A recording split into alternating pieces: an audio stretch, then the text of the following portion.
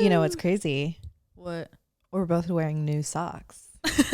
And oh, I thought yours were Aritzia. No, mine are from Amazon. They're just called Hue, but they're really nice. They're probably the same exact wholesale blank. Yep. It's just Aritzia upcharged and put their name on mine, and then yours stayed OG. Literally, I got 6 pairs for $8. Foot lovers are gonna love this one on visual. They're fresh socks, so I'm Yeah, like, we're happy. both fresh. I haven't worn these yet. Mine are half crew. Oh, mine are a whole crew. Complete crew. 100% crew. Yeah, these are nice. I love these. And I'm wearing aloe leggings. I'm just like a clean girl right now, but like not at all. I actually didn't shower this morning. Clean cheerleader. Oh yeah, and I have, if you're on visual, check it out. Explain it, Alex. This is a Jams button-up jacket. Like a little cropped bomber. It's a bomber. Yeah. Cropped bomber. And if you don't know what Jams is a national, it's a company. I was going to say competition, but it's a whole like institution at this point. Oh my God, that sounds crazy. But it is, right? I just think mental institution. I think an institution applies to more than yeah, I guess you're right. than the loony bin. Anyway, hello everybody. Happy Monday. Happy Monday. Happy Monday. I didn't know I could feel like that.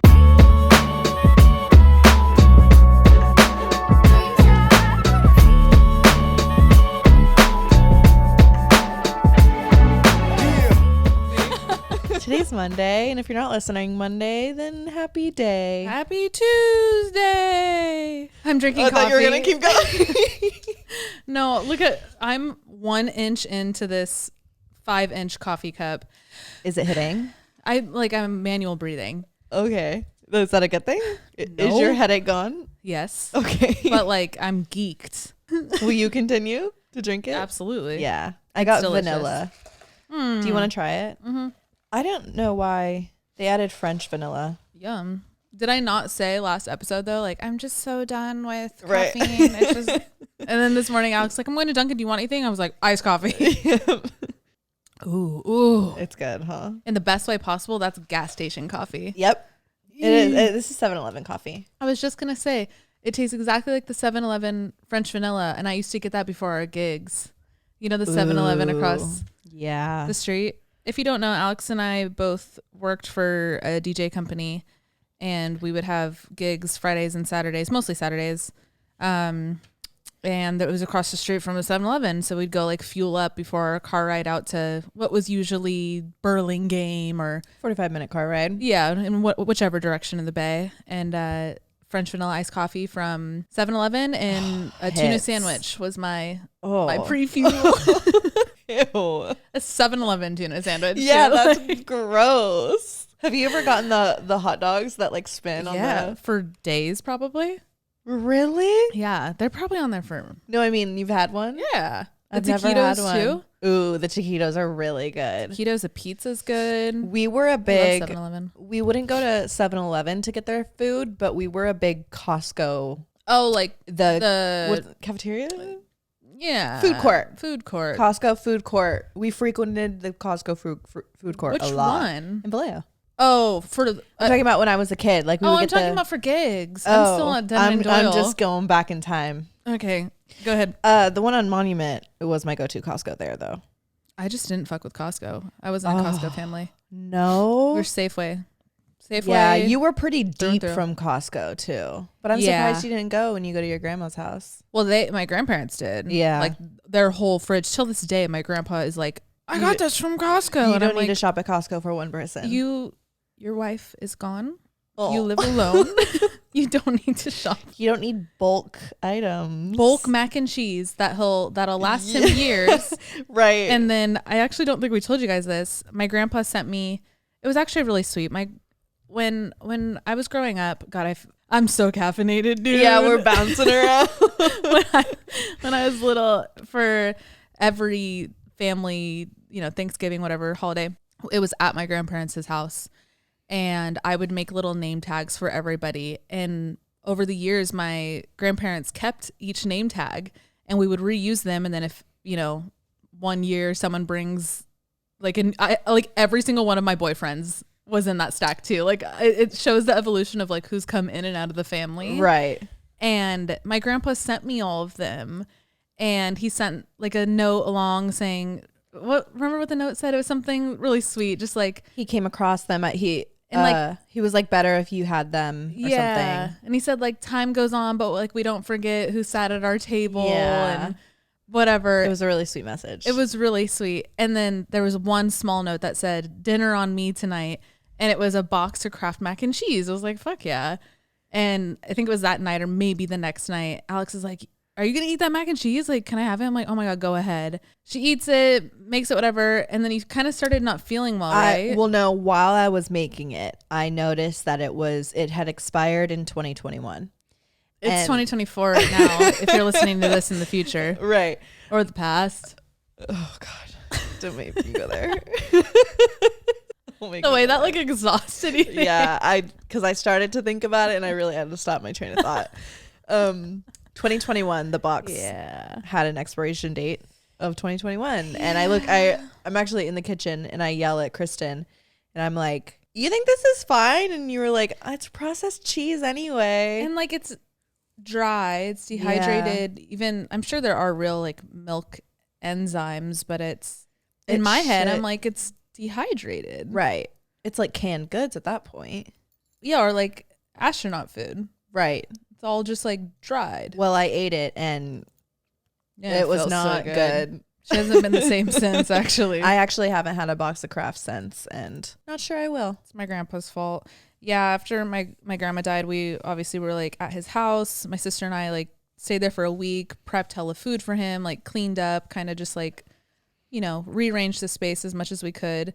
And when going through the fridge, like every sauce was like 2018. My grandma died in 2020. So like everything was expired. We were like, oh, fuck. Dated. I feel like things just lit, especially at old people's houses, like my grandparents too. Yeah. Like actually the last time I was at, maybe it wasn't the last time, but recently when I was at my Oma's house, I found the announcement of my birth. That's so cool. It was a little card and my mom had sent these out to people announcing my birth, and it was, what a cute thing to do. but it was so cute. I have a picture of it. I'll find it. It was in the perspective of Vince. So it said, I have a little sister now. And it had like all of my birth details. And that's actually how I found out you were born. Right. Shit. That's why I'm here. That's how I found out I'm a Capricorn rising. Because I always thought, my mom always told me I was born at 11:15 a.m. But I wasn't. I was born at 3:33 p.m. So she's Cap rising. Yeah. I used to think I was Sag rising, but my whole life's a lie, basically. Yeah. But yeah, the fact that my Oma had that for, how old am I? 28. 28 years.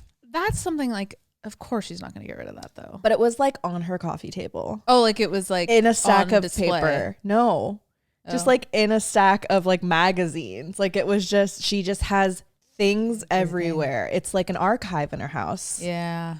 I mean, my room's already starting to look like that. I can't imagine what I'm going to be like when I'm older. Once you have like your house and then you start to have decades of like children and grandchildren. I'm going to be putting shit in the walls. And you just like accumulate things. And like every time I go over to my grandparents' house, she always has something to give me. And it's always like, this is what your great grandma used to use to knit. And like, it's just everything. I noticed that too. And that's got to obviously be like a common practice here with the old folks. Cause even my grandpa, like he is always passing something on to us. Like it's like they're like cleaning their house out, knowing that like their life is, and I don't mean this in like a icky way, but like their life is coming to an end within the next decade or so. It's definitely that. It's like nesting, but like the opposite. The opposite. And my Oma has actually said that the last couple times that I've gone over and she's had things for me. She was like, I just don't want these things to be thrown away. So I got to start divvying them out now. I mean, that makes sense. That totally makes sense. When I get to that age, that's when I will start doing like escape room type things that like nobody's gonna find until I am dead, and like freak people out. Yeah, like actually put stuff in the walls and like leave trails for people. Yeah, I want to do that. That's cool. We should do that for each other now. Start now, like scavenger hunts. Shit. I just have an idea, but I'm not gonna say it out loud because I want to do it. Ooh. Is it what if we have the same idea and then we run into each other? We should do a scavenger hunt in Yosemite. Oh. Find a bear. Bring a bareback camp. Yeah. I'll do it. We'll do it. 2 hands. I'm so excited for Yosemite. Me too. We're going to Yosemite this summer, everybody. Are you jealous? Do you want to tell them about our 420 adventure? Oh my gosh, you guys. 420. Oh, hold on. Big stretch. Ugh, 420 was so fun unintentionally. Yeah. We didn't really have any like crazy plans or expectations because I wasn't smoking weed for the past like a little over a month, to be honest, just cause. And we went and got brunch that morning. So this was the first weekend that we have had. Usually, you guys know we record Monday episodes on Saturdays.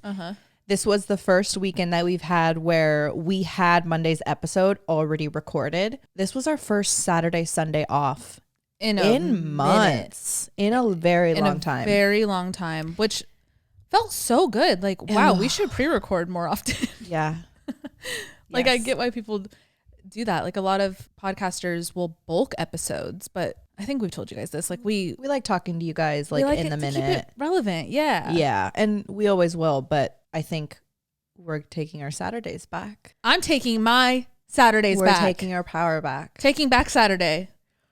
Get it? Isn't that a band? Sunday. Oh. That was the joke. That's a good joke. Thank you. Anyway, we went to brunch that morning at Artesano, the best Peruvian food in the city. I've never had any other Peruvian food place in the city, but I'm going to say this is probably still the best. Oh, my mouth's watering right now. Literally, if you go, it's called Artesano. It's down in Fidei, right? Fidei? It's down Tribeca, but I could be wrong. I don't know. It's down by Civic Center, and it's in New York City. And literally go and order absolutely anything off the menu, and you will be so happy. What everybody does at every restaurant ever. But order anything off the menu. But you won't be disappointed. Like, you know, there's so many restaurants out there where like I'll go and I'll order a few things, but like this is bad. Yeah. And I won't order that. Yeah. Actually, this place has not one bad thing on the menu. Nope. Oh, the steak roll. Oh. Ooh, I want that. We should go for lunch. On Monday, it's supposed to be 85 degrees. We should go for lunch. Okay. Like during the day. Okay. Yeah. Well, by the time you're listening to this, we might be there. We might be brunching. Anyway, sorry. I'm super caffeinated. I know, I'm freaking out. Saturday, we went to brunch, and then we had a cute little cocktail, and the plan was to just go to brunch and then kind of go, huh? Oh, no. We're going to go to brunch, and then we were going to go to this Malin and Goats little pop-up weekend thing. It was their anniversary, so they were doing something down in Soho where you go and you get free samples or whatever. So we signed up for that. So the plan was to go get brunch beforehand. So we went to brunch. We got a little cocktail, and their drinks are hella good too. Oh my God, their drinks are so good. And we decided, well, we need another cocktail before we go to Malin and Goats. That's the thing with us. It can't just be one. No. The second you and I get a buzz and we're in the same room together, it's that look we give each other. Yeah, we're like, should we go out? What can stop us? And nothing did. Nothing's stopping us. Please continue. So we decided to hop on a bike and go to, it's called The Ready. It's on the rooftop of the Moxie Hotel. It is so fun. Oh my God. It's this really nice. We'll be there all summer. All summer. It's this really nice rooftop. They play the best music. It's one of those ones where they like retract the ceiling. So it's like really outside. And best music. We had another little cocktail there. And then we ended up going down to Soho and just kind of like walking around. And we went and peeped the Malin and Goats thing, thinking we were gonna go. Malin and Goats? I don't know. But the line was so stupidly long. Yeah, it just wasn't worth for it. Free samples too, and like it was really nice out, so we kind of wanted to just stay on our vibe. And we were like, ooh, you know what sounds good right now? Ice cream, soft serve ice cream. Yeah. And we looked up a place. It was just around the corner. Softside. Yeah, it's called Softside. It's Prince and what's that one? Mulberry? Mulberry, yeah. I think. I think. And we were on our way, and we noticed a cute little street fest right there outside of Upside, which is the pizza place. Yeah. Right next door. It was poppin' too, like a probably like a 10 by 10 stage, like relatively small stage, but it had this like DJ going. Everybody was just like vibing, kind of like dancing, and like they had blocked off the street, so obviously no traffic's going through or nothing. And we're like, oh my God, what is this? And we're walking up to Softside, and I look to my left, and I was like, I think that's G-Eazy. And I was like, oh wait, yeah, it is. It was totally him. He's like, always around. He's always around. He's always doing something. We noticed, like, in the stars, in the universe, the soul contracts before the three of us, me, Alex, and G-Eazy, came onto this earth. There had to have been some type of something was written collab. In. Something was written in because, and we won't get into all the details because it's not all of ours to say, but like G-Eazy has crossed our paths so many times with our close friends.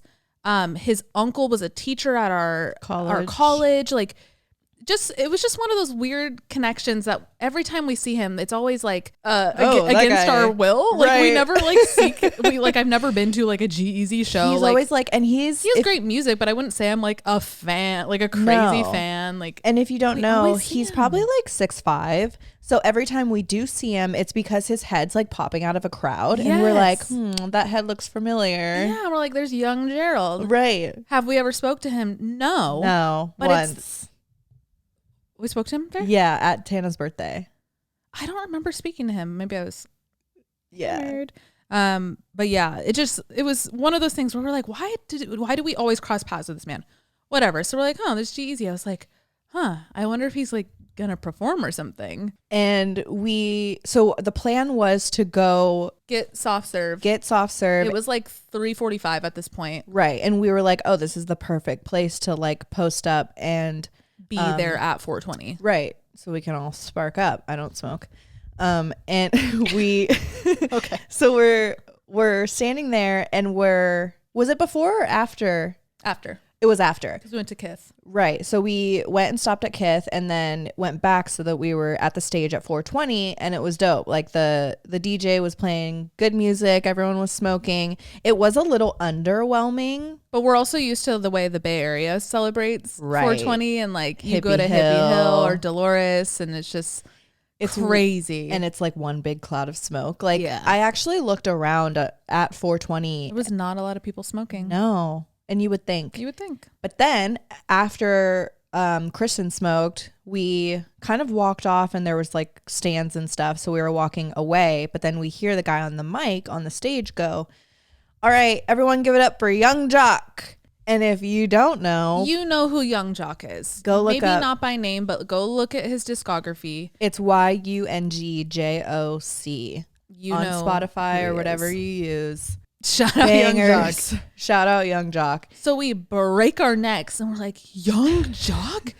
And like finish our ice creams real quick. And then, mind you, our hands were so I was sticky. I was standing there, and you know how when your hands are sticky and then you use a dry napkin to like wipe everything? So it's just like the fuzz of the napkin. But it was like my hands were paper mached. Yeah. It was really gross. And I'm standing there like, we're just like bobbing like with our hands with it, up. rock with it. Just awful.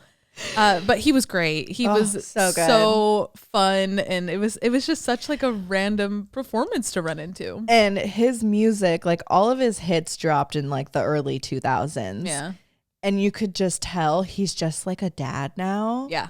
Like he was on stage, and there's actually a kid close to us towards the back who was kind of going ham to his songs, and he stopped for a minute, and he was like fucking with them, like dancing with them. He had good crowd work. Yep. Great crowd work. And you could just tell he kept saying like, God bless you all. Like, everyone go get some pizza. Like, anyone want to take a shot after this? Yeah. He was just a vibe. He was so cool. He was really cool. So yeah, we stayed there for a little bit, and then met up with your boyfriend once he got off work. And then at that point we were like what a vibe we're on right now. Like, we can't go home, because your original plan was we would go home and you two were going to go do omakase. Yeah. So we still had some time. It was, a little after 4:20 at this point. And we went to the Mother's Ruin, which is a good bar. And it's one of those bars that like a lot of bars in New York do this, and restaurants. They open the walls to be like big windows. They have like big bay windows on both sides of the front door, the front entrance, and there's booths. There's booths there, and they're always taken though. But we walk in, we order our drink, and one just opens up. It was perfectly. And the three of us sat, we played cards and just like had a few more cocktails. And then it was just a vibe at that point. We went and just like bar hopped throughout the night. They canceled their omakase. So I was like, we got charged. How much? $60 a person. I could throw. That's my fault. No, you don't have to do that. I have to throw a little something because I was like, come on, guys, cancel. I was on the phone. We were sitting in that like bay booth, and I was on the phone with the omakase place, and I was like, can we please move it to tomorrow? Like we can't make it tonight. And he's like, yeah. Charge you for moving it? No, we moved it, and then remember we canceled Sunday because we were hungover. Oh. And we had a day Sunday. That I have to say that one is on you guys. Yeah. If you got charged for moving it though, I would have thrown. Yeah. It was because we moved it to Sunday, and then Sunday we ended up having like a whole other day out. Yeah, Sunday was fun. Sunday we woke up. I really was not that hungover, which I was very scared. Like I told you guys, like since my birthday hangover, I've been like terrified that that's my destiny now. I don't think it is. I think my birthday was just like crazy. I think that was a whole mix of things. Yes, it was. Yeah. So this one I stuck to just tequila sodas. I didn't fuck with like sugary cocktails, and I was totally fine on Sunday. Right. So I had like brain fog. You did cocktails though. Yeah. You had a few like the grapefruit one that was really good. True. But we woke up and then we went back down to the Soho area and we got some impressions done on our teeth for some grills that we're getting. Gold mouthpieces. Yeah, we got them from the M Jewelers. M Jewelers.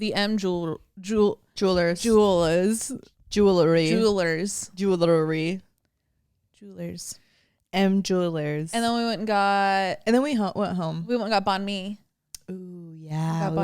We went and got some Vietnamese food, and then we came home and played board games. My boyfriend's friend from elementary school, which is crazy, which was so cool. Yeah. He came and visited from the Bronx, and we all just kind of sat around, played card games, and played Hues and Cues. If you don't know that game, get it. It's so much fun. It's so fun. Satisfying. Watched a movie and then called it a night. We watched Unlocked, the prison documentary or experiment or whatever. It was crazy. That's a crazy one. If you haven't watched it, it's definitely a really cool experiment. I'm hoping more prisons do it.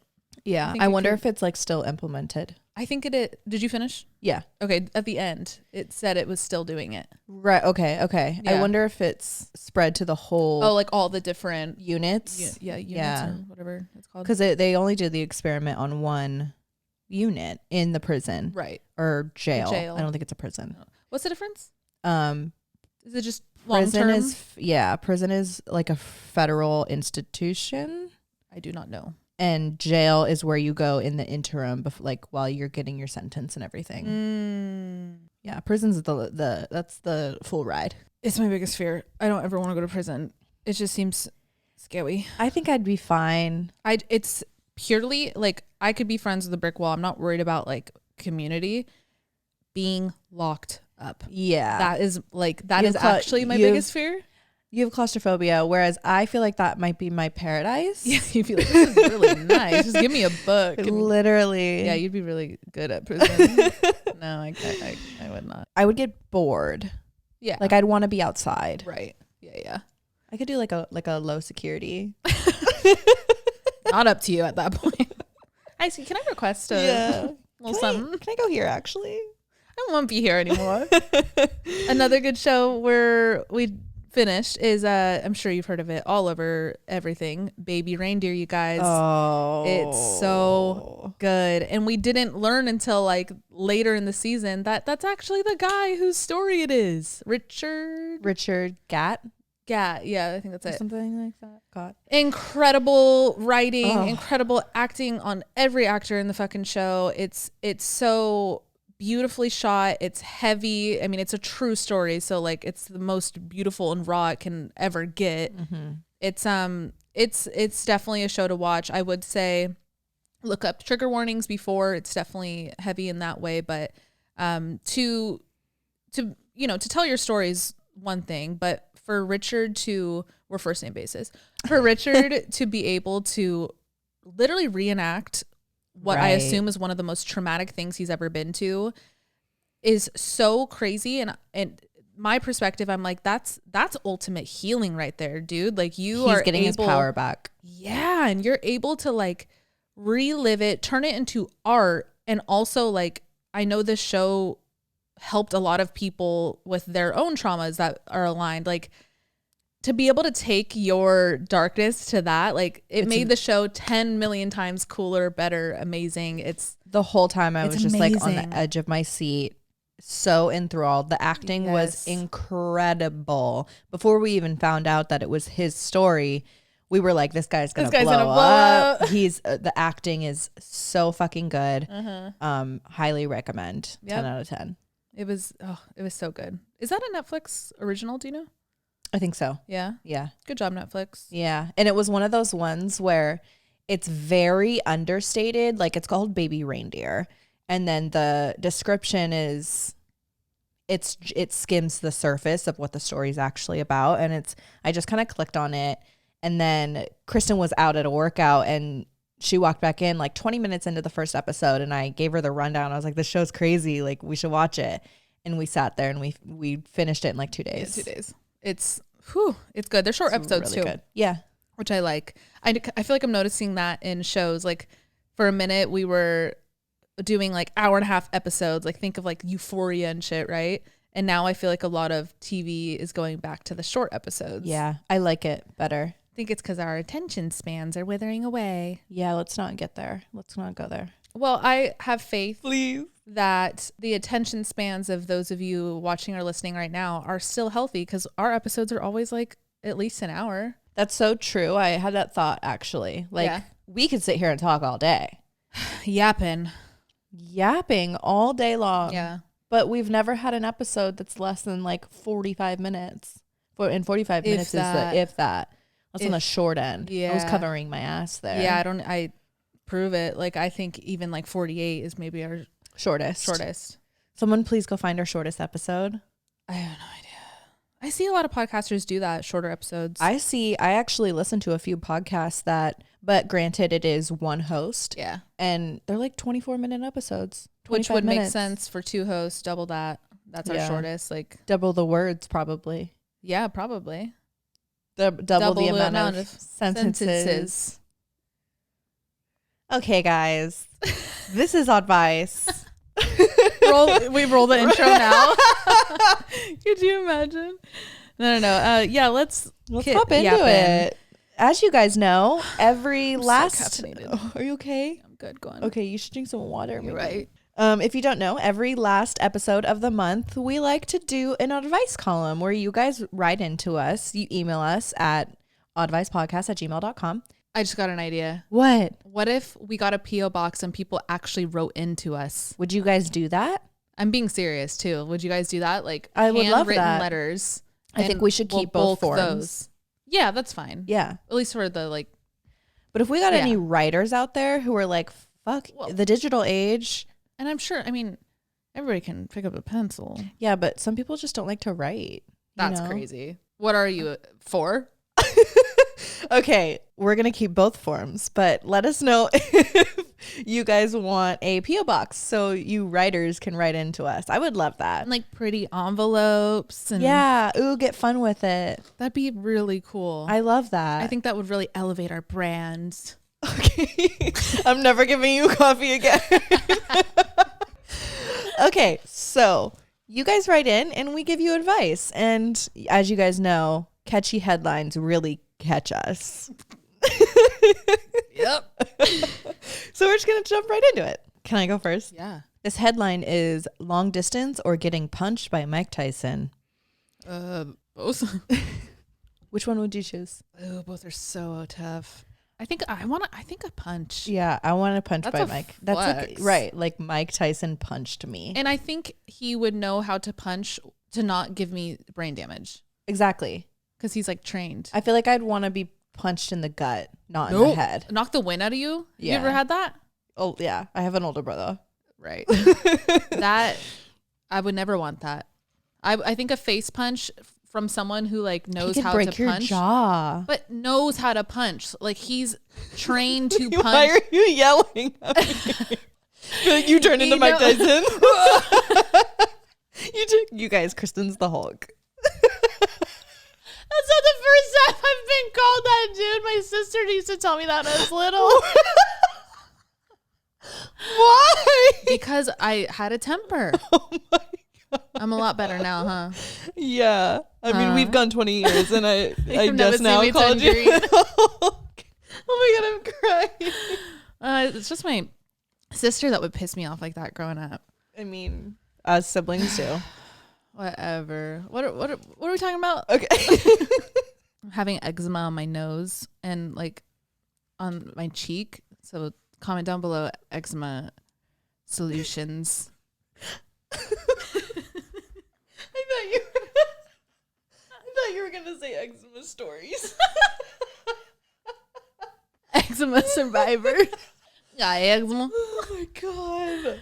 Okay, back to the entry. Long distance or getting punched by Kristen. I took a sip, I almost spit. Okay. Hi, Kristen and Alex. Wow, I love you guys like sisters, and my dream is to travel to New York and meet you guys and Link. Damn it. Oh, Link would love to say hi. I'm very happy about that. I just listened to the How to Survive the Honeymoon Phase episode, and wow, that was my favorite episode of the entire podcast. Damn. Really? Wow, that's cool. Huge. I relate to Alex so much with wanting my boyfriend to read my mind. I overthink everything to the bone, and sometimes I literally just need the physical presence of him. We're long distance, and it has been the hardest shit ever for almost a year now. We see each other around every 2 to 3 months, but we're so ready for this shit to be over. I go to community college here in Texas, and he's living his dream of playing D1 football in Nebraska. We've had issues concerning communication issues, priorities, time for each other, friends of the opposite sex, boundaries, etc. Literally anything you can think of. I'm finishing my second semester of college, and he's coming home May 15th. And we have talked about me possibly going up there for the summer and living with him and finishing school online. I'm so worried about how things will go because I absolutely hate change. I'd have to throw away my life with friends and the bonds I've made, but I'm not sure it'll be worth it. I try my best to make these decisions on my own, but I'm so scared I'll regret something. I also have heard you never really know someone until you live with them, so that's another thing I'm afraid of. I know Kristen has been through long distance, so I'm wondering when you know it's time to end it. Is it whenever we have the chance to, or do we just full send it and throw our lives away? I know this is a choice I need to make on my own, but I could really use that extra push or advice. Love y'all and Linky. Sincerely, Kennedy. I love your name. Me That's too. So cute. And it's KYNNEDY. Ooh, Love that. I want to point out like how you phrase some of these things. The way that you say you're going to be throwing your life away and your bonds already where you are already gives me the perspective that you're moving for him. And I don't think I've never been in a long distance relationship. Actually, I have. It was in high school, but it doesn't really count. I noticed it doesn't. I know, but like that was like a side thought you had that you let come out of your head. Yeah. I feel like once you come to the phase of the relationship where you're trying to figure out where one moves or whether or not you break up, it has to be mutual enough to where you don't feel like you're ending your current life just to go live with someone. And that's why I brought up like the way you're phrasing these things, because it scares me the way that you feel like you're completely giving up everything just to be with them. I don't know. Do you have any input? I agree with Alex on that one, like kind of already hearing your perspective, which is a valid perspective. And I think what we're saying is to take that into consideration before you move anywhere. Yeah. When do you know in a long distance relationship? I'd say it's when you start questioning it. Yeah. Just to be completely honest with you. I mean, for me, it was once he cheated. So that's a little different. But like, I mean, I was cool with it up until I wasn't, because I wanted to be with him. And like, I had eventual plans to move back to California, and like, I kind of saw the light at the end of the tunnel. I saw the end of the long distance and the beginning of what I thought was going to be the rest of our lives. So that was kind of what kept me going. But if you're, I think you have the answer is what I'm trying to say. Like, I think if you're already feeling like that's just not what you want to do, go live over there or leave what you have in your current life, I think that's your answer. And I think anybody else listening, long distance or not, usually if you're questioning, it's coming to an end or coming to some type of fork in the road. So yeah, I think it's a lot more simple. I think, and I relate to you, like when I have got to the end of other relationships, I've like questioned and tried to exhaust all possibilities. But I think you just know, I was just tiptoeing around like, nah, I think this is done. Yeah. You know, right? You have a gut feeling when it's time. Yeah. But I mean, even who knows? We don't know your guys' whole story. So like, you know, we don't know everything, obviously. God, at all. But whatever you do, don't move if you're not 100%, because that could and most likely will lead to like resentment down the line. Right. And, you know, maybe regret. And nobody wants to live with that.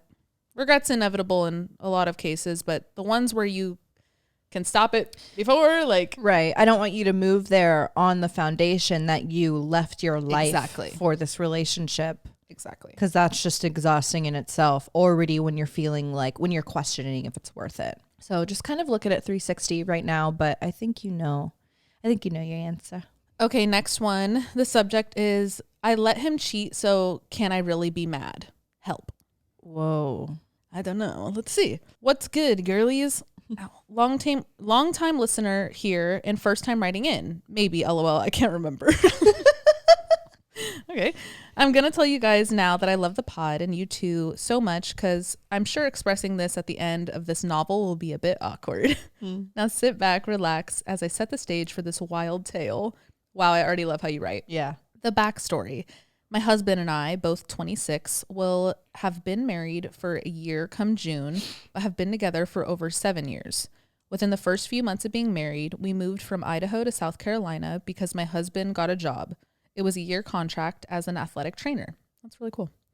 It was literally the most tragic thing ever, because Idaho was the first place that felt like home since moving there for college. I'm originally from Cali. We lived in Idaho for the entirety of our relationship. It's where all of our friends are, where we got married, etc. We both had no friends in South Carolina, and I went into a BV depression the first 6 months of being in South Carolina. I was heartbroken at leaving my home and having to uproot my life and move clear across the country. For a while, I blamed my husband for moving us. I'm going to pause right there. Last entry, that's what I'm talking about. Yep. You will if you move for the wrong reasons, you will blame them and resent them later. I continue. But after a few months of living in South Carolina and learning how to cope and regulate my emotions, I learned that it was less about us moving and it was more about how I missed my friends, my people too much. After living in South Carolina for roughly 8 months, my husband got another job in New York. This time will be a 2-year contract with a certain NFL team. So we moved yet again in April 2024 to New York. I'm more excited for New York as I feel the vibes will more match my personality. Now this is where I need some Mondo advice. What's Mondo mean? I don't know. It's in like all caps too. Mondo advice. I don't know. Monday. Mondo. Mondo. I don't know. The dilemma. Another tidbit that should be mentioned is that I am bisexual. My husband has known this fact since the beginning of our relationship and has been nothing short of supportive. I have only ever dated and married one person ever in my life, that person being my husband, a man. Hence, I've never been with a woman. Over the course of our relationship, my husband and I have discussed in length about how I would like, at the bare minimum, to kiss a woman and explore that part of my sexuality. Again, my husband has always been supportive of me exploring my sexuality and basically gave me the green light if the opportunity ever arose for me to test the waters with a woman. I want to say maybe within the past 4-ish years of our relationship, my husband has also expressed how he's been bi-curious and often wonders what it would be like to be with a man, and I, of course, supported him. Now, while in South Carolina, about a month from moving to New York, we had this one conversation where we really went into detail about what we would support and not support when it came to us being with someone of the opposite sex. A lot was discussed, but this is what we agreed upon in terms of the dilemma. I was only comfortable with him pleasuring a man, example, giving someone else a hand job or blowjob, and not comfortable with a man pleasing him, giving him the reasoning that I should be able to provide him with that, meaning I could easily give him a hand job or a blowjob. Fast forward a week before we moved to New York. My dad is now in town helping us move, and my dad and I are packing boxes. My husband comes around 6 p.m. and starts to help us pack. My dad is in the living room doing his thing, and my husband and I are in the bedroom. Out of the blue, my husband tells me, I gave someone a hand job today. I was shocked. Not that he gave someone a hand job, but more so it just came out of the blue, and I had a million questions, some being, when did he do this? And asking him for a little play-by-play of what happened. Turns out he did it on his way home from work, found this random guy online, and met him up at the mall in the men's bathroom. He never saw the guy's face and gave him a hand job under the stall door. When asked his reason for why now, he said that moving presented the best time as he would never have to be physically reminded of this experience. Well, I also learned that the random guy also returned the favor and they jerked each other off at the same time. Here's where I need major advice. After learning this, I became pretty unwell and honestly pissed off. I explained how that wasn't what we agreed upon and how I was hurt he allowed something like this to happen. My husband expressed how awful he felt and how it all happened so fast and he instantly regretted it once it was over. I guess I'm confused because I technically did give him permission to explore the side of his sexuality, but also feel entitled to feeling nasty and upset about the whole situation. I now feel like I can pleasure him in those ways again because I'm afraid either of us will be comparing the experiences. And now I feel bad about ever getting with a girl in the future because I feel like it's me, quote, getting back at him and not exploring my sexuality. All in all, I don't know what to make of this whole situation. Any advice is welcome. I literally have no one I could talk to about this, so please give me some honest reactions. Thanks in advance. Please keep it on. You're an incredible writer, by the way. Like, it was such a flow to read. Right. This is so tough because you're so valid because you did give him these boundaries and he broke them. These are all such natural feelings, but I do see both sides of it because it is such a unique situation that I could see where things probably did get out of hand in the bathroom stall. And I mean, that's the first time he has experienced anything like that. So he probably didn't know how to navigate it naturally in the first place. Yeah. But I also see how upset you are. I do want to say this little tidbit before I forget. Yeah. As far as you feeling like if you were to have an experience with a woman, it would be as if you were getting back at him. Make sure that is not actually how he feels. So that if you do get with a woman, it's not just tit for tat? Yeah. I hear you. Make sure that's not just a feeling you're having, and like have this conversation with him. Yes. Because I feel like you still absolutely have the right to explore this side of your sexuality. Yep. And as long as he kind of gives you the green light, like, look, my experience is different from yours. I still want you to explore. I don't want you to hold what he did against him or yourself as far as you still exploring. Does that make sense? Totally. And especially if it seems like you still plan to be together. You still plan to be married. Like, there will have to be a point of, I don't want to just call it like dropping this because it's so much more than that, but working through it and actually getting past it. Right. That's kind of your only option for long-term relationship health here. And I think it's going to take a lot of conversations and letting him know how you feel, but also, once you have processed your individual emotions, I hope you guys can kind of talk about what it's going to be going forward and maybe have some compassion with him that, like, he didn't know how to navigate it. he did tell you literally right away. Right. He came home and it within hours. And just you could tell the way he blurted it out. Like, I feel like anytime I've had to get something off my chest, it does just like, it has to be a sentence out on the table. You have to, like, and then throw we it. could talk about it. Yeah. Like this didn't seem like malicious or anything is at least my perspective. Again, we don't know your guys' relationship and you know him way better than we ever will, but it didn't seem malicious. So I really hope you guys can push through this. Now I'm kind of putting myself in his shoes and like in that scenario, and I'm wondering if the man that he met up with was kind of like made a pass at him, and I'm trying to picture him being like, no, sorry, my wife wouldn't like that. Like, I feel like there's so many layers to it as to why it did go down that direction. Give him some grace. I will say that. It seems like there's a lot of emotion for him to like, obviously, like we said, the way he blurted it out. And I think if you opened the conversation to maybe let him like, well, I guess you did the play-by-play. You did ask for play-by-play. Never mind. Yeah. You already did that. I was going to say like, maybe that would make you feel better if you knew the play-by-play, but yeah, seems like you do. Yeah. I'm sorry though that you're so valid for feeling the way that you do. Yeah. I hope what we're saying isn't saying to disregard what you're saying and just feel bad for him. That's not what we're saying. No. But I do think there would be value and some compassion if you guys do plan on getting past this like wholeheartedly. Right. Okay, here's this next one. Am I weird or are my friends and mutuals just rude? Hi, Kristen and Alex. I've been a listener since the first episode. Being a follower of Kristen's during the Vlog Squad days, we won't talk about it.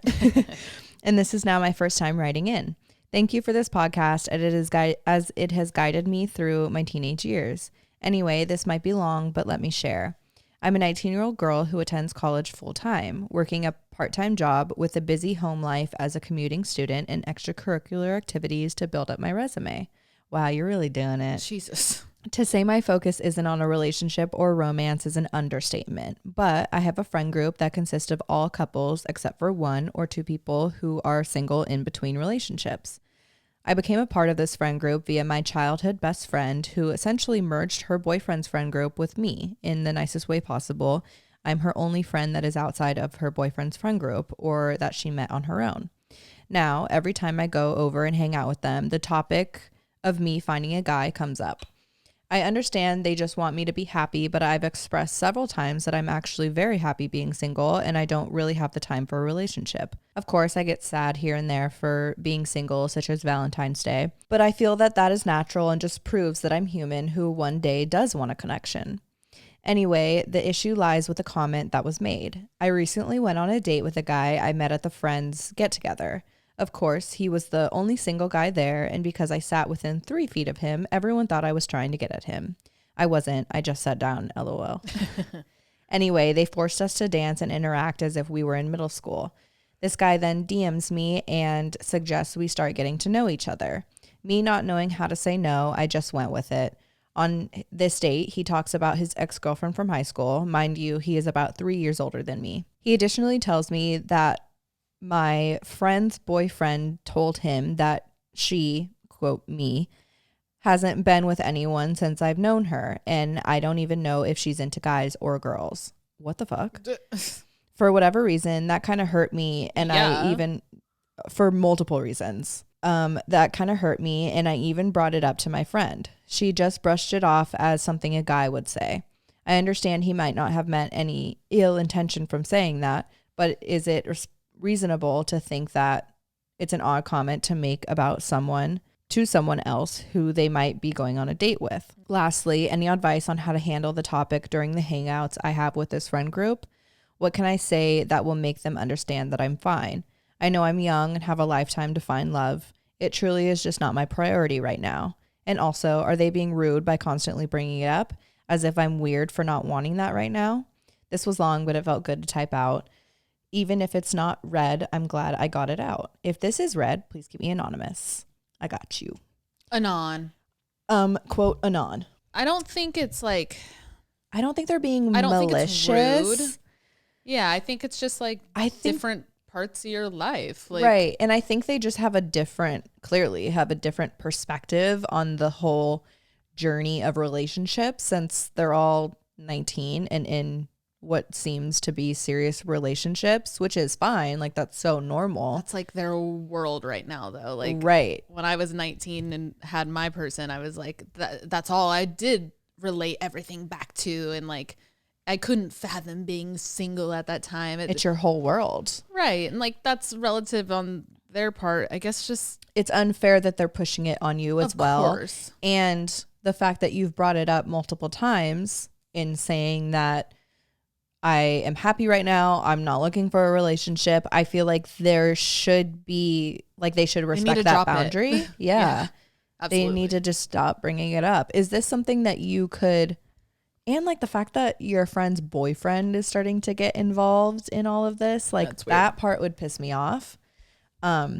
Is there a way that you could, I mean, I'd hope that you could get pretty vulnerable with your close girlfriend in this friend group and just let her know, like, look, I appreciate your guys' concern and like the want for me to be included in like the couple shit, but I don't want a relationship.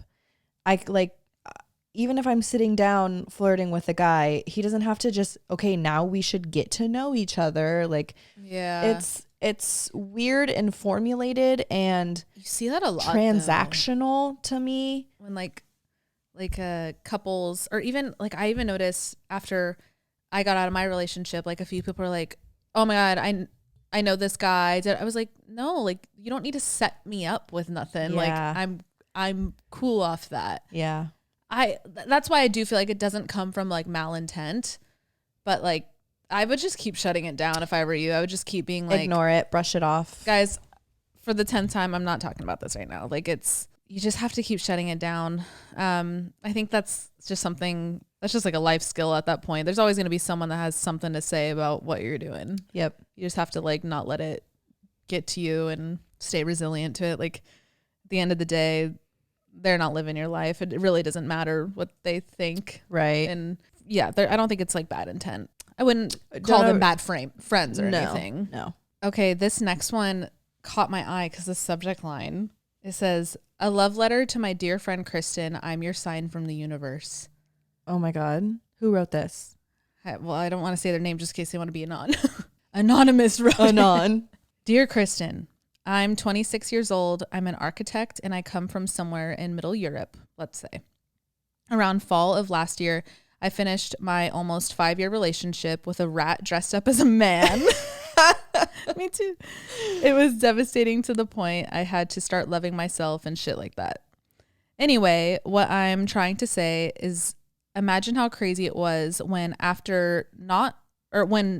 not long after, my favorite podcast shares a story which is so similar to mine. There was a man, and cheating and gut feelings and anxiety and long distance. It all matched me so much. I was shocked and super sad for you, obviously, but for the most part, I felt incredibly seen and comforted. You proved to me that I'm not dumb or naive, that it happened to me, but I know you're a smart person. For the next months, I was so proud of you for doing well, even if I couldn't. I was living in survival mode while you were going on dates and meeting new people. You made me happy and hopeful that one day it's going to be me too. That brings us to the day I heard that you're not feeling your best self, and I was just so confident about writing to you that you're going to be more than okay, as I started to feel eventually. The universe was telling me that if I could feel that good now, you will too. And after years, I found I actually have an intuition, and it works very fucking well. I was just suppressing it. It's like I'm strong for you as you were strong for me. Something is very, very strongly telling me that you will be good. I heard that ego tries to put us down the most right before the change will happen. And if there's any advice I can ask from you, how do you still believe in good men? It was my first relationship, and I simply can't imagine. Send hugs to Alex because I love her too. Just can't relate at this moment. Same. Please keep it on. P.S. I'm not going to be sorry for my English because I say sorry way too much. It's my second language. And if you understand me, I rock anyway. You do. And we understand you because I would never guess. P.S. Again, some of the best bits from my ex. Borrowing the car of my parents, which I was using to help his friend for moving taking his second girlfriend for a date in the fucking car, breaking into my Instagram account to make it private, moving to another continent to be with me. He was from South America, and then just cheating on me, and going back in the middle of the night from his second girlfriend, but always remembering to kiss me goodnight and tell me he loves me. How adorable. What a Tanner. Oh, this was... Wow. I needed this. This was such a beautiful letter. Thank you so much for writing this in. And what really resonated is where you said your ego tries to put you down the most before the change will happen. Mm-hmm. And I really do feel like I'm living that out right now.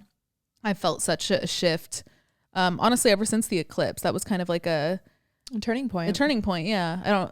Who knows if it was that exactly or just what I'm testing it to. I don't know. And I don't care. I'm just happy that I'm finally feeling that shift.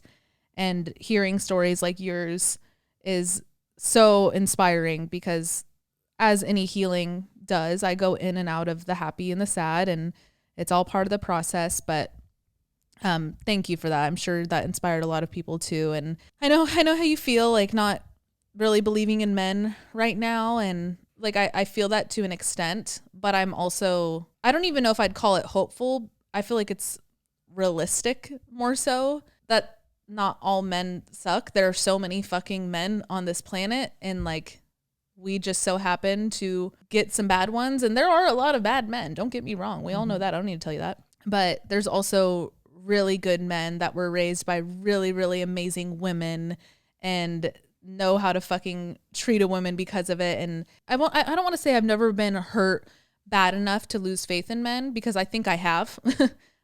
Like since birth, like men have always been an inconsistent thing in my life. But for maybe it's my higher power or something, it's never made me think all men are bad. Right. You know, I think that's just unrealistic to like that's just like not how statistics work. It's just like kind of dramatic to think that. And I don't mean that to put you down or anybody else who feels that way. Your experience is tied to you and relative to you. But in my universe, it just seems like a little intense of a claim to make. Right. Yeah. It's a lot to put that whole descriptor on one gender. And one or even a few experiences you have with men. To attest to all men. Oh, the whole, I almost said the whole generation, the whole gender. Yeah. I mean, I think it just runs deeper too. Like this might ruffle some feathers to a lot of people listening. I'm going to say it anyway. If you're noticing that you keep getting with shitty men, not saying it's all your fault. Like, please don't take this extreme. Like, I don't even want this to be like clipped on TikTok or nothing, because I can see people taking it out of fucking context. Yeah. It does take two to tango, and the energy you put out is the energy you receive. And I'm also talking to myself here. Even my experience with a lot of people in my life, but we'll just talk about Tanner since you guys have context to that one. I attracted someone who ended up being very similar to who I grew up around. You know, I was super burned by them, but now that I've been healing through it, I'm like, oh, that's actually just a pattern because you're used to it. I'm used to it. And I you know, they say like you date your dad, you date your parents, and it's so true. And like, I don't know, I say that because like if you are finding a repeat of shitty people in your life, romantic or not, take some time to like look within. And once you fix the foundation of your person, you will start attracting better people. And I don't know if that was even relevant, but it just kind of popped in my head. Totally. And yeah, so as much as like the shitty things that have happened are literally their fault. Like I didn't fucking cheat on myself. Tanner cheated on me, and that was fully his action. Yep. I'm not sitting here saying, oh, it's my fault because I attract that energy. No, but like, I don't know. It's just, that's a whole other topic. That's a whole other thing. I'll sit here for another hour. It's a whole other thing. But hopefully that skimmed the surface. Yeah. It's real. But thank you for writing in. That you got me. A little sign from the universe. Thank you. I don't know. It's almost like, now I'm rambling still, but like taking accountability for like your part in the bigger picture. Yeah. I think that comes with growth and time being outside of. That's a very hard picture to paint when you're in the situation. Totally. It's actually impossible. Yeah. It's actually impossible. But time really does show you the full 360 of a lot of scenarios in your life and personal growth and self-awareness when things happen again, like reoccurring habits happen again, and you're sitting there and you're like, oh, maybe this is why that relationship 5 years ago ended the way that it did. Mm-hmm.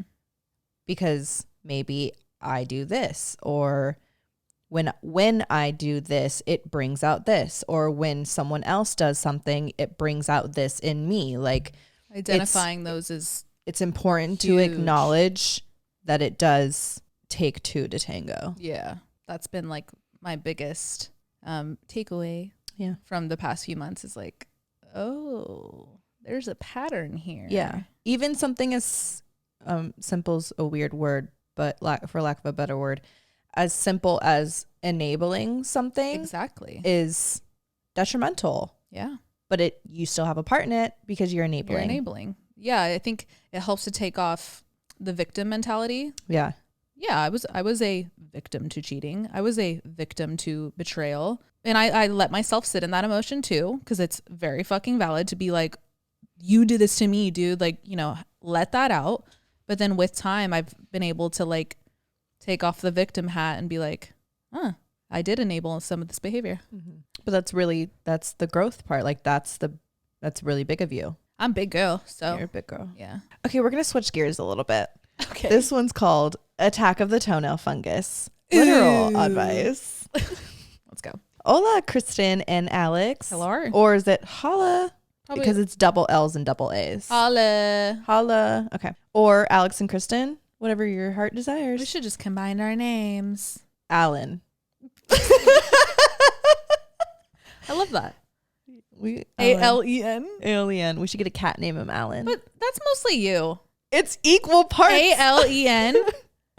Oh, I took your E-N, not my E. Okay. No, it's fine. Different E. They sound different. You're right. Different source. Alex, Kristen, they sell the same. RX. I like that a lot. Cracks. Cracks. K-R-E-X. Cracks. That's cool. That's like a workout brand. Coming to you soon. Yeah. You two feel like my older sister's best friends. Oh. Alrighty. Wait, now. Your older sister's friends? No. / best friends. Okay, you didn't say / I would say or. Or best friends. That sounded like they're / saying like Monica's friends. And or. But say that then. Oh my God. The Hulk's coming out. You said, but say that then. Is this Dunkin' coffee? America runs on Dunkin'. That's why we're all so angry. Does. They put like anger juice in here. It's probably laced with Red Bull or something. Yeah.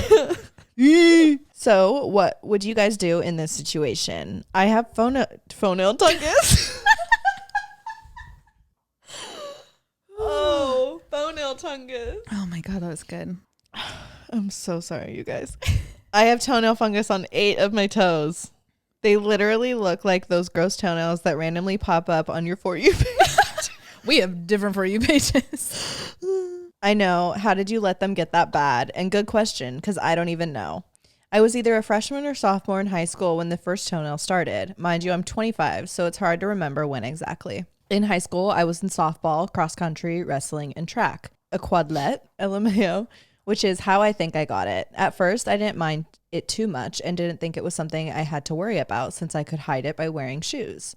I had always hated my feet because I'm flat-footed and my feet were always pale. By senior year, I had it on 4 toenails, which is when I decided to go to the doctor because I wanted to wear heels for prom. And they prescribed me antifungal nail polish. What? That's kind of cool. But I would still wear shoes because of the sports I played and wasn't about to show off my gross toenails at school, even though the doctor told me to avoid wearing shoes. Prom comes along and I spend hours trying to trim, paint, file my gross toenails into normal ones for them to look just okay. Forward to sophomore year of college, it spread to another 2 toenails, 6 nails then. I go back to a different doctor because my dad switched insurance, which is why my freshman year of college I didn't keep up with the other doctor. Then the new doctor prescribes me the same thing. I try it again and it spreads to another toenail, 7 toenails now. Then boom, COVID. I didn't go for 2 years because of COVID and felt guilty for going for toenails when people were dying. During COVID, it spread to the big toenail, number 8. I go the number is crazy. I go to another doctor and she prescribes me fungal pills to help me from the inside to have them grow out. That is what you should have done from the get.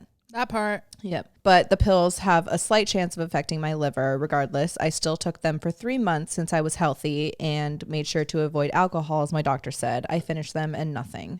So I got referred to a podiatrist, and she told me with cases as severe as mine, I'd have to take the pills another 3 months.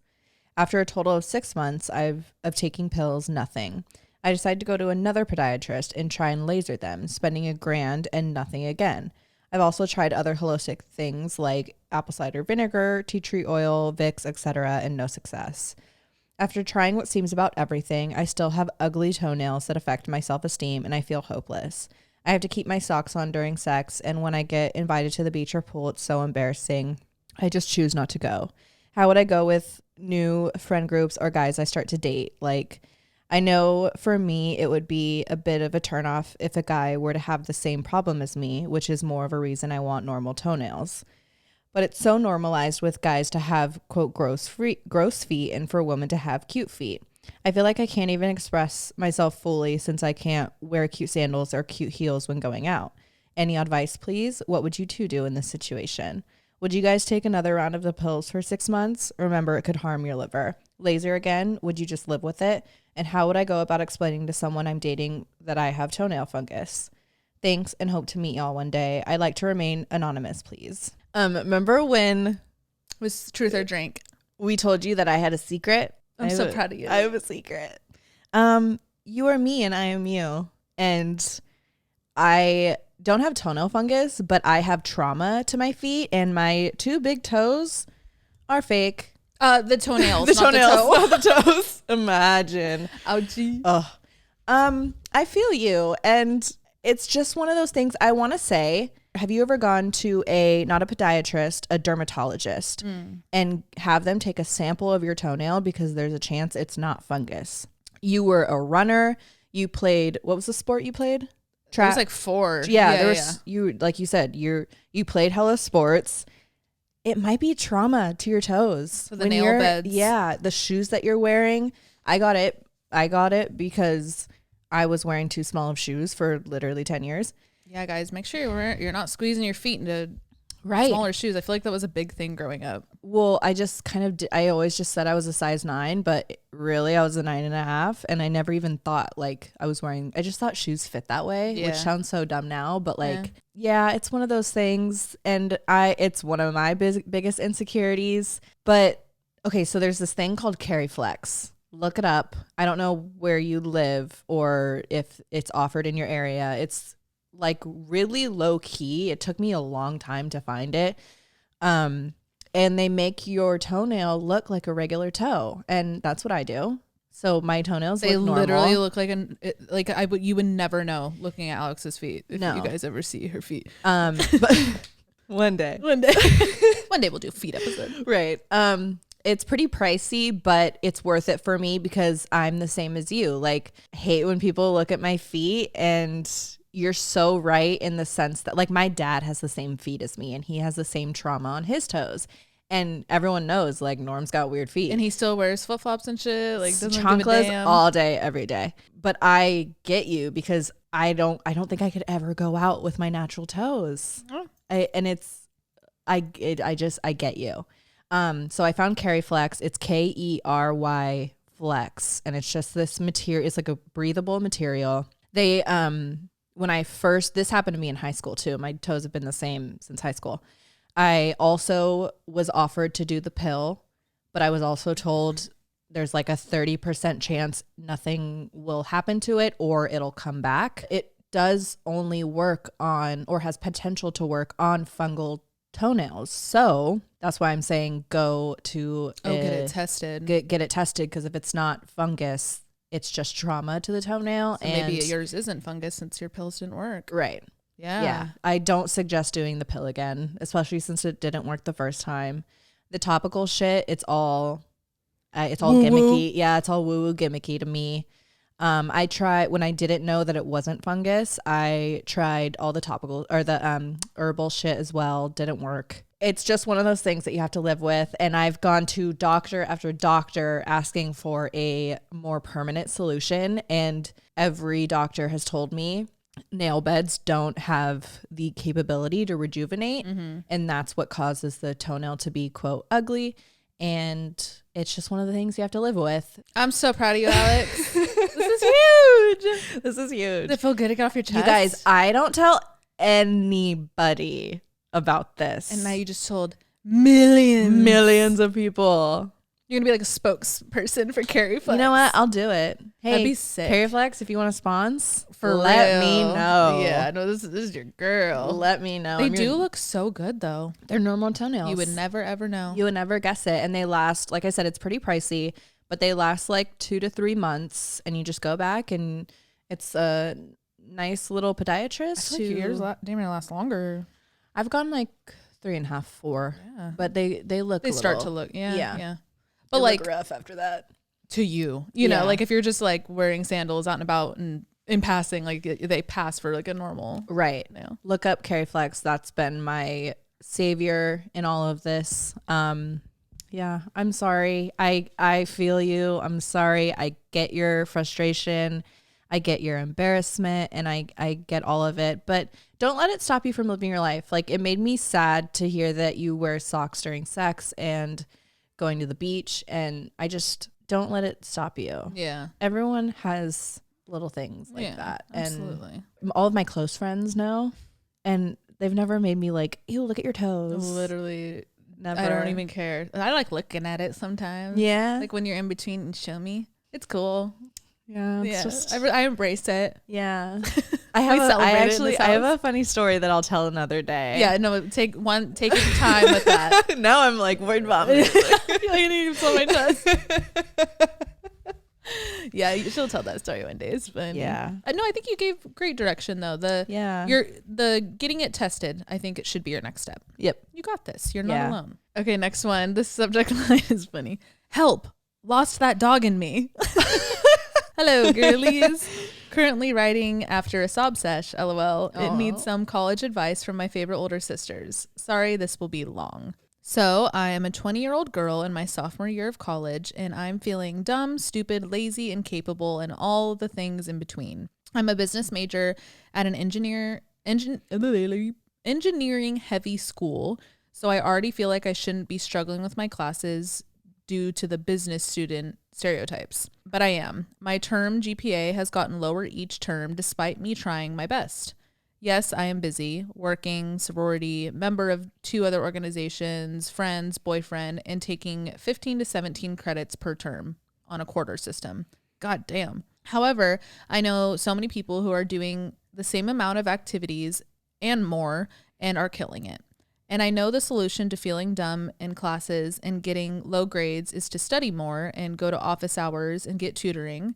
But I feel like I don't have time to add that with the hours I have in a day. I really am struggling this time to balance my life and feeling like I can't do everything without dropping some aspect of my life. Romantic, friendships, work, schooling, family, social, fitness. I just can't seem to get it all together this time. And I truly don't know what to do.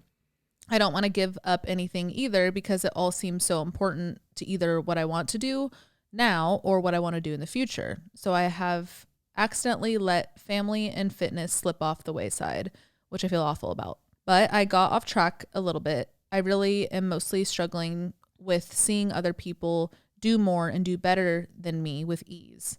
I'm sure this is exacerbated.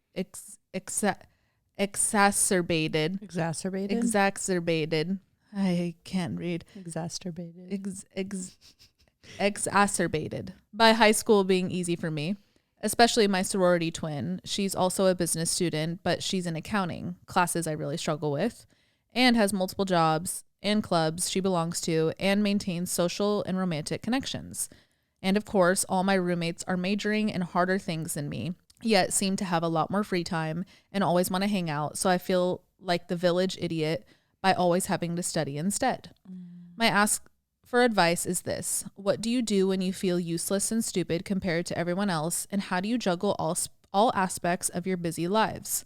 Any support would be greatly appreciated, and I look up to y'all so much.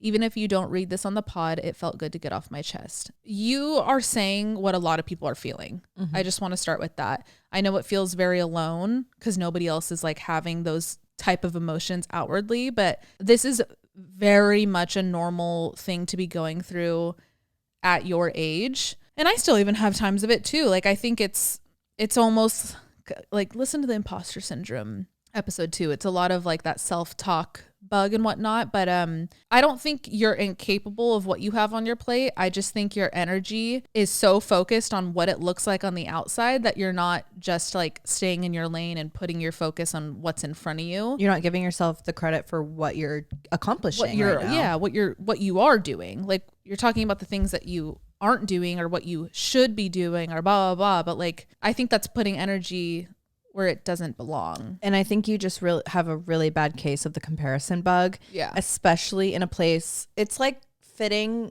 a square peg in a round hole. Yeah. Like, not everyone is the same and like able or want to or can take on the same amounts of things as valedictorian and the person with 7 extracurriculars and all of these extra things. Like, some people are just built that way, and it's important to acknowledge the things that you are accomplishing and not let getting down on yourself for the things that other people are accomplishing but isn't in your lane.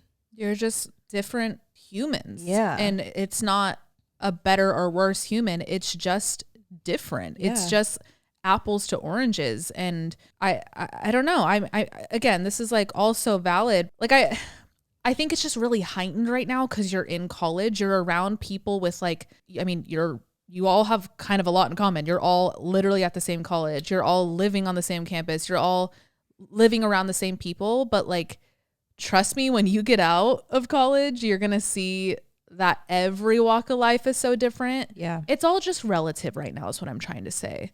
So hopefully that helps kind of like ease your mind that it won't be like this forever. For now, I would just start with really just like, it's going to start with maybe some self-talk, stopping negative self-talk and starting positive self-talk. And give yourself credit. Putting your energy back into yourself. Like, I don't know. But you're not alone. And I wish I had like a pretty one answer to give you to solve this, but this is also just a very, very big part of growing up. Yeah. And like the human experience and such a standard feeling at the age that you're at.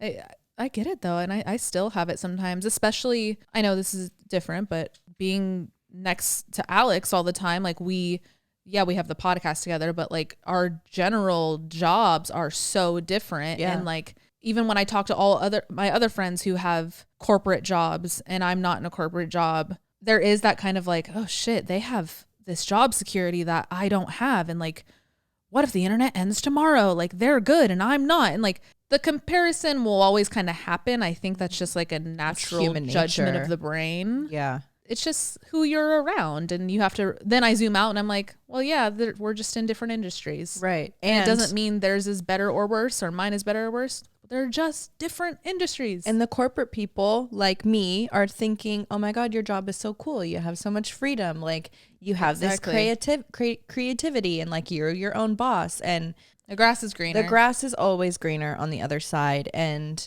not to take away from what you're feeling, because what you're feeling is so valid and so natural and so common. The people who have 20 billion things on their plate and sliding by in these classes and getting these A's without studying, like, that's not to tell you that they don't struggle at all. Of course. Or don't struggle with anything else. And it's just different. It looks different for them because they could be struggling in one area of their life, or and they're also just not saying it out loud. Right. And it's not apparent because you're comparing just the school aspect. Mm-hmm. And even though it's easy for them, it doesn't mean that something else isn't hard for them in their life too. It's just the comparison bug, and we only see what we want to see when we're comparing with other people. That's projection. Yeah, I feel like with school, that was a big thing for me growing up, as I thought, like, why am I not getting the grades that we'll go back to you, like Alex, straight A student our whole life, and like I definitely was not. And I would always think like, am I stupid? Am I incapable? Like, what's up? But now that I'm older and we're older. It's just we have different brains. Yep. And it's not that one's better than the other, but when you're comparing when you're getting categorized by actual grades based on the amount of schoolwork that you're put in, then that's a clear comparison. But like in life, you know so much more about me than acupuncture and health and different things, but it's just because we're different. We learn differently. Exactly. And like, that's just in schooling. Like there's just different parts of life, and you'll be I'll put in quotes, the better or the smarter one in another one. And the other person might look at you with the same envy. And yeah, it's I don't know if that's nice to hear or not, but like that will never go away. It's just, you have to learn how to look at it with a positive perspective and not let it tear you down, because it's not going anywhere. Like you do kind of have to like learn to live with it. But yeah, maybe start with write down a little list of the things you're actually really fucking proud that you've done up until this point. Okay, here's the next one. The title is just Am I the Asshole? With hella question marks and exclamation marks. Hey girlies, I have kind of a petty Am I the Asshole I thought I'd get your opinion on rather than the Reddit hellscape. I've been listening to the podcast since day one and have followed Kristen's journey online since I was 14. I'm 21 now. 6 years. 14. Wow. Ugh. Wow. How are you? Anyway, let's get it going. Please keep anonymous. Am I the asshole for kicking my boyfriend off of our shared Spotify because I hate his music? I, 21-year-old female, and my partner, 21-year-old male, have been dating since we were 18. I'm a dance teacher, and it's required that I own Spotify Premium because you obviously can't have crazy rap start playing during a ballet class with 3-year-olds with no way to stop it, LOL. Since my boyfriend and I are both broke college students, I offered to share my account with him and we'd split the cost on one condition. If he's going to listen to music that doesn't line up with my current taste profile, please make sure to turn off the include in my taste profile button or just listen to it on Apple Music. As I'm sure many people can relate to, my Spotify rap stats are something that is so fucking important to me. I love the analytics and comparing my results each year. He happily agreed. Well, a few times now, I've caught him listening to music that would ruin my stats without taking the song or playlist off the inclusion. I wasn't too mad because it's easily fixable, but also, dude, please respect me. Damn. This would happen every few months, and every time I would remind him to take it off the inclusion. Well, just a few days ago, I found out he was listening to the Trolls Band Together soundtrack. Oh, like the Trolls movie? Like the kids' Trolls movie? Trolls Band Together. We looked that up? Yeah. So naturally, more upset this time. It's happening like 6 times now. Or sorry, it's happened like 6 times now. I said, dude, come on, just take it off the inclusion or listen on Apple Music. We've talked about this so many times. This man dares to look at me and say, you've never told me to do that. When I tell you, I flipped. Either this man just lied to my face or he blatantly doesn't listen or care about what I ask of him. After I calmed down a little bit, I said, you know what? It's just music. We can take it off the profile. It's fine. So I go to physically show this man how to take it off the inclusion, and lo and behold, we can't. This man has been listening to the fucking Trolls album so much that I can no longer not include it in my Spotify Wrapped. Anger returned. I got so mad I finally kicked him off our Spotify account. I had told him very nicely so many freaking times not to do exactly what he did. Just to be clear, he knows what he did is wrong, and I'm not crazy pissed, LMAO. I just had enough, and now we both laugh at it. But still, boy, damn, don't be ruining my stats. Would love your opinion. I love you both. Let me take you on a cute-ass Seattle night out. Bye. It's the Trolls movie. Oh, my God. Like, it's, yeah. Also, the box office, how much do you think it made? 42 bill. Okay, that's crazy. 42 mil. I have no sense of anything. I know, I shouldn't have asked you. $209.6 million. Close. Jesus Christ.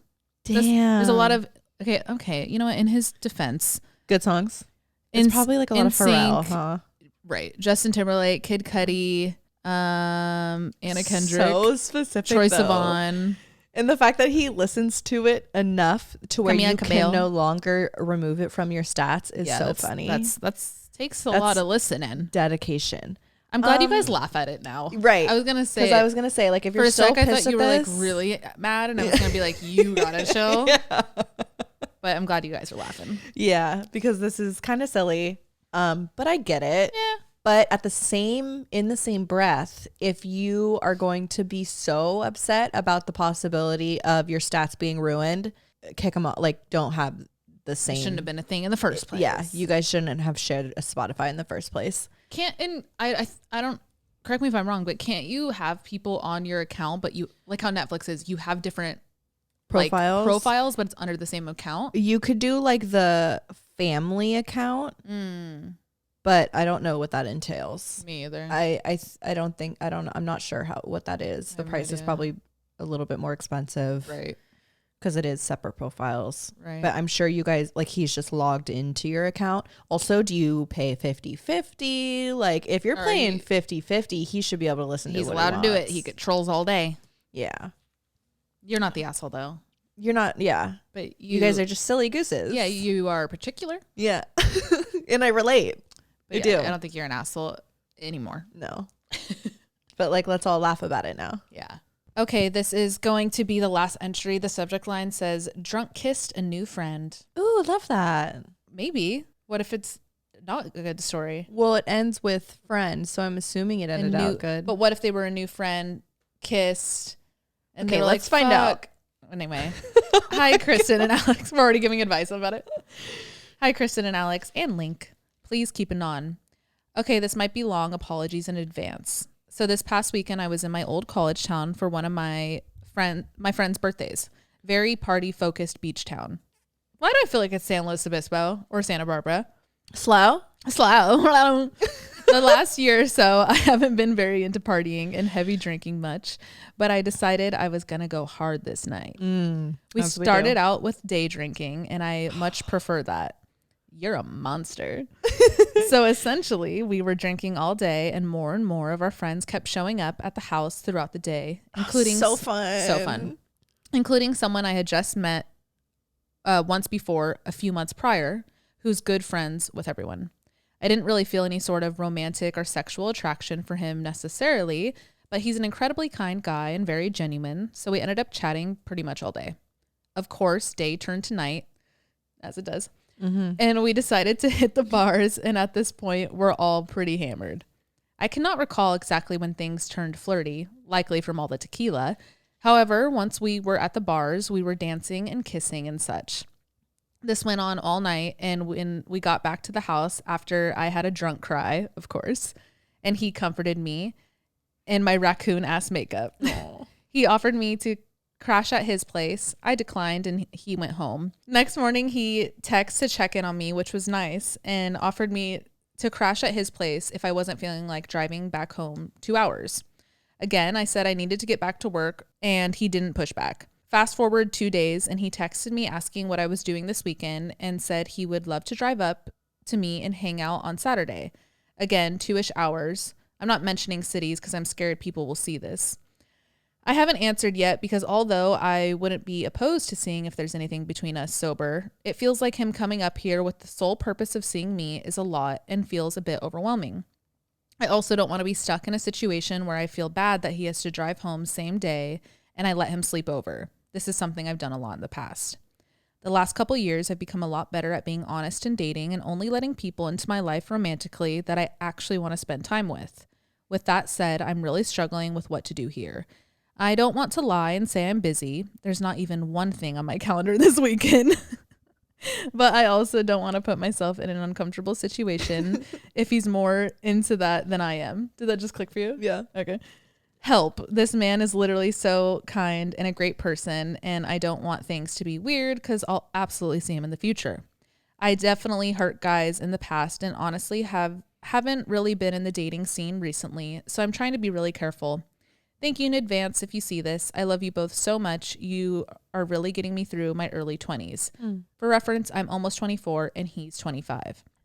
This is so like did I write this? Right. Like, we get it. There's always the scenario in which even out here, like you kind of had a fling with someone in Long Beach and like he was like, why don't I come out to Manhattan? And we always think that they're like gonna worst case assume, scenario. Can I just crash at yours? And like it literally, he didn't even fucking ask where I lived. Like it didn't end up happening that way, but I get where your brain went with worst case. Like, right. Are they going to think that they're going to be able to slide like that? Like, I get it. That your brain works exactly like ours. Yep. It's one of those things like we're still working on it. Yeah. You got any advice about that? I don't know. I think I wouldn't have him come either. No. It's a 2 lot. hours is 2 hours is a lot drive. after one fling of a weekend. Yeah. When's the next time you're going to be up there? If it's soon enough, what if you're like, I mean, I know you said you're not doing much, but it's okay to insert a little white lie here. What if you were like, I actually have a little bit going on this weekend, but I plan on being up there again on this date or first weekend in May or whatever. Let's grab brunch or whatever. Yeah. I'd love to like get a drink with just you. Mm-hmm. And I think like, I don't want to write him off completely. Like you said, like he's really sweet. It's nothing with him. No. At all. But if you're interested, I would also still make it known that you're interested. Yeah, you don't want to fully reject him. Right, because then he'll That's just stop trying, which if you don't want him to stop trying, then like, don't do that. Right. Yeah. It's tough. Or if in any scenario you do want him, if he does end up coming this weekend, what if you were like, yeah, I'm down for a little day vibe again, but I have something to do early Sunday, so it'll have to be an early night for us. So that's a good... Yeah, so it's clear he has to drive home. Or what if you were like, ooh, love this. What if you were like, are you sure you want to make the drive here and back all in one day and kind of like play... Say that like you're assuming that was his plan. Yeah. But does that sound like she's going to be like, oh, then you should just stay with me? He can't, if you're starting with that question, he can't assume. He's going to have to answer it before. Got it. Before he even gets there. Right. I like that. Yeah. I like that option. Yeah. Oh, I know how she feels though. Because let's hope he's not going to be like, well, I could just crash at yours. And if he does. Then there's your answer. Yep. And just be like, no, sorry. That's kind of a lot for one weekend. I'll just see you next time I'm up there. Yeah. I do have a feeling it's slow. Yeah. And then LA, right? Well, what's 2 hours south of slow? She said that her home is up. Oh, up. So I was assuming like she's in slow. No, I would think the college, because it said it's like a beachy college. It's either Santa Barbara or slow. And then, but what's 2 hours south? I thought it was north. Oh, so she lives in the Bay? Probably. Are you a Bay shawty? Well, just like let us know where you live. Or it's like, well, I guess there's not. Is there beaches on the East Coast? Yeah. Not like Florida. I'm talking about like. We went. Yeah. But it's like college beach town, I guess is what I should have said. I'm sure there's a lot in the Carolinas on the water. Right. Yeah. I don't know about specific colleges, but I'm sure. Yeah. My boyfriend went to Iona and it's right on. Or what's the one in Malibu that Zoe 101 was filmed at? Pepperdine. Yeah. That could be one too. Pepperdine. It's as if you went to Pepperdine. I'm like, represent. No, I think it's a cool school though. Yeah. They got good grass. Too school for cool. Yeah. I wouldn't make it in there. I don't think. Should we go back? No. I would thrive. I don't want to go back to college right now. Oh, I could go to college. I could go to school, but I would not want to go to like the college experience right now. Oh no. I don't even think we'd be allowed I don't even attribute college experience to school for me. I was just going off this entry. Oh, I was going off Pepperdine. We're not on the same vibe today. I think rude. Clearly. The Hulk is turning into the green monster. The Hulk is green. Yeah, but green monster implies small. Like a booger. Yeah. Like, the little green man that you take off your drink in King's Cup. Oh, I haven't played King's Cup in a minute. Play? Just us? Yeah. Me, you, and Link? Link would be really, really bad at King's Cup. She doesn't have thumbs. All right, should we go? Yeah. We should go. I'm hungry. I could eat. Yeah, I feel like jittery from this coffee. We should go get those steak sandwiches from Lulu's. Do you have time? I might have some time. Because I would love that. In like an hour. Yeah, Lulu's in, where is it? New York City. It's on the like west side. Yeah, I think it's like lower. It's just lower. part, Loulou. Great steak sandwich. And then at night, there's a speakeasy. Yeah. I've never been, but it's there if you want to go. It's named after a dog named Lulu. Yeah, their icon's a cute little dog. All right, we're going to go, guys. Yeah, we're going to get a steak sandwich. You. Love you guys, and have a great week. And if you don't know, we have a Patreon. That too. Where every Friday we do an extra episode for you guys. And sometimes it has to do with Monday's topic. A lot of the times it is just another Oddvice column specifically for you guys. There's 3 tiers. Go check it out. Join us there if you would like. And also, if you're watching on YouTube, subscribe, turn on your notifications, leave a comment down below. I'm looking at my nails. Leave a comment down below. There was something I asked. Oh, eczema solutions. Yeah. Thank you. All right. Love you guys. We'll talk to you next week. Bye.